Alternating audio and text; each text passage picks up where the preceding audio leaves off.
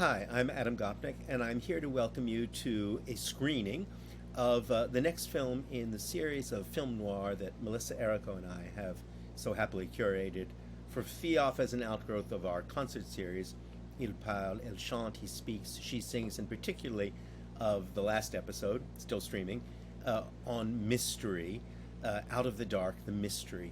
A film noir is the title of our series, and tonight's film is one of the most influential and fascinating instances of the mingling of Franco-American energies in film noir and the new wave that's ever been made. Jean-Luc Godard's Breathless from 1960, starring Belmondo and Jean Seberg.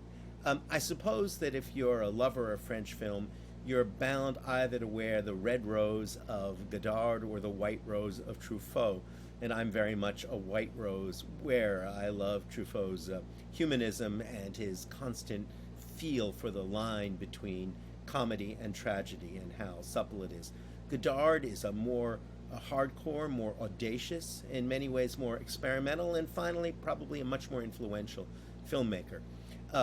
This film, Au bout du soufflet, Breathless, is famously mistitled in English. The French phrase doesn't really mean breathless in our sense, excited and ecstatic. No, it means out of breath, wasted, finished. And it's very much Godard as a man of the left's comment, this film, on the exhaustion of American commercial culture and even of the American movies that he loved, where so many of the French film noir we've seen so far are kinds of comments on the style of film noir reapplied to a French setting, as in Truffaut, or migrated to the French idea of an American setting, as in Melville's Two Men in Manhattan. This film is very much about people who are caught, young people, trapped within a fake fantasy of American filmdom. The Belmondo character, famously, though a small-time hood in Paris, is trying to live out his life and elevate it by imagining that he's Humphrey Bogart. He falls in love with a kind of iconic American girl played by Jean Seberg, who is selling the International Herald Tribune, now sadly lost and much lamented, on the Champs-Élysées, something you could see as late as the 1990s in Paris. Their intersection, their tragic intersection, is in part in Godard's allegorical vision, the American betrayal of France, but it's also about the limits of commercial culture and indeed about the limits of Hollywood entertainment to set proper boundaries for your life. Belmondo would go on to become one of the great stars of French cinema in commercial films of every kind. Jean Seberg is one of the most interesting and tragic figures in all of French or American film. She, of course, became famous first by playing Otto Preminger's Saint Joan.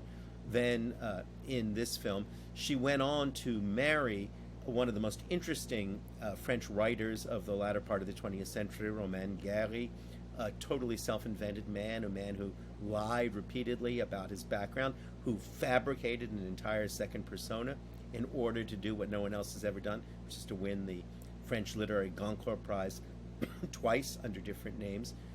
And their love affair and marriage was upended by many forces, including the evil one of J. Edgar Hoover and the FBI, who went out after Seberg because of what they perceived as her left-wing politics. Their tragic love story, Gary and Seberg, has itself been made into a movie.